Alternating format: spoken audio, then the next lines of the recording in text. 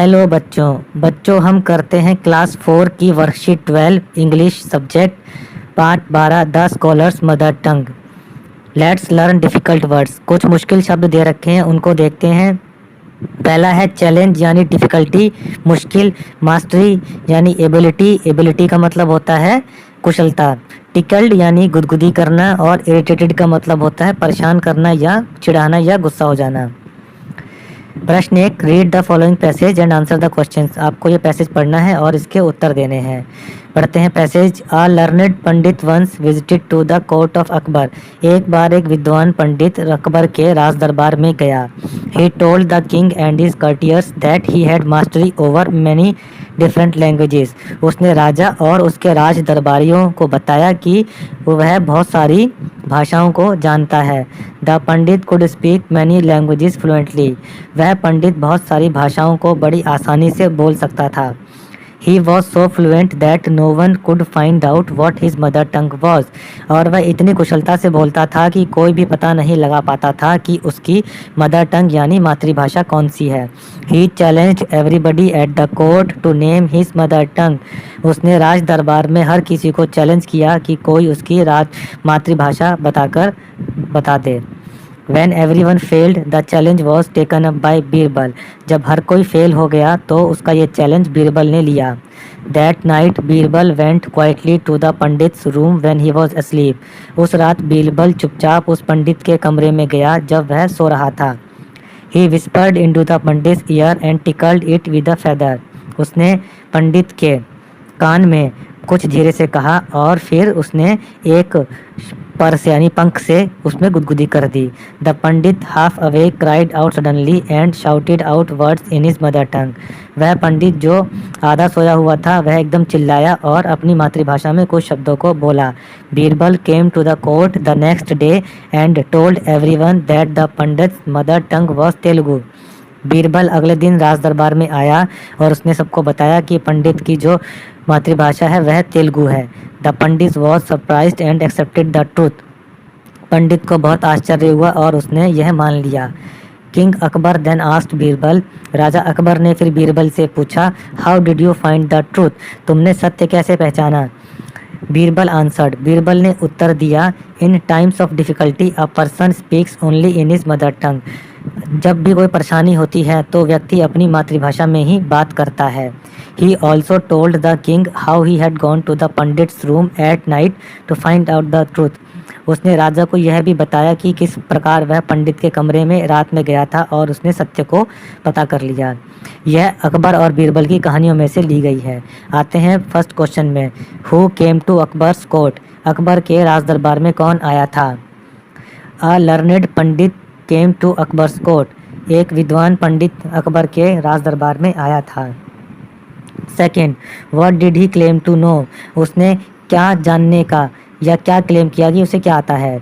He claimed to know many languages. उसने यह दावा किया कि उसे बहुत सारी भाषाएं आती हैं। Third, how did he challenge everyone. उसने हर किसी को क्या चैलेंज दिया।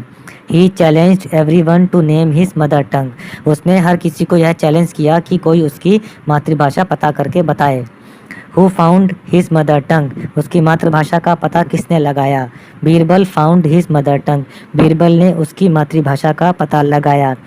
From which story this extract has been taken. ऐसी कौन सी कहानी है जिसपे से यह अंश लिया गया है। This extract has been taken from the story the scholar's mother tongue. यह एक्सट्रैक्ट यानी यह अंश the scholar's mother tongue story यानी कहानी से लिया गया है। आते हैं क्वेश्चन नंबर 2 पे।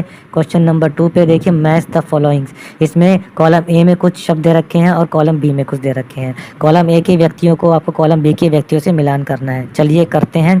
किंग यानी राजा को मिलाएंगे हम courtiers यानी राज दरबारियों से। टीचर को मिलाएंगे हम स्टूडेंट्स से। डॉक्टर को मिलाएंगे हम पेशेंट से। बस ड्राइवर को हम मिलाएंगे पैसेंजर यानी यात्रियों से।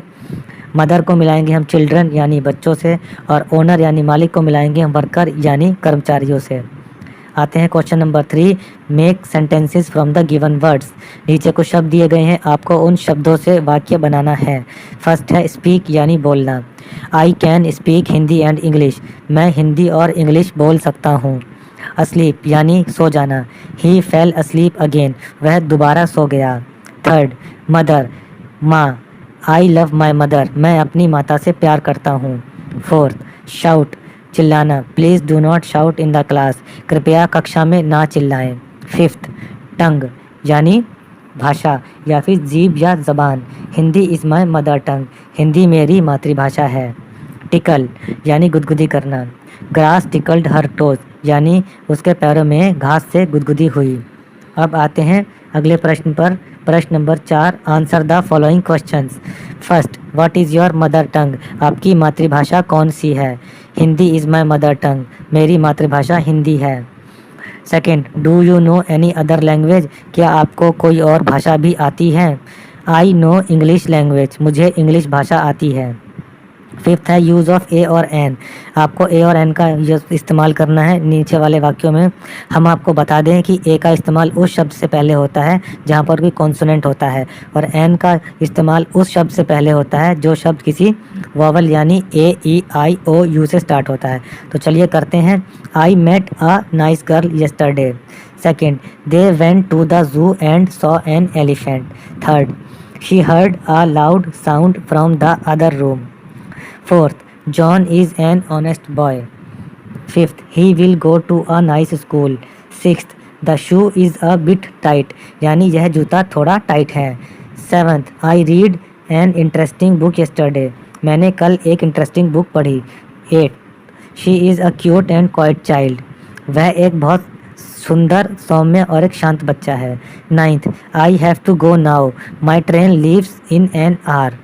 Tenth, he hopes he will have a happy life, उसे उम्मीद है कि उसका जीवन बहुत अच्छा होगा।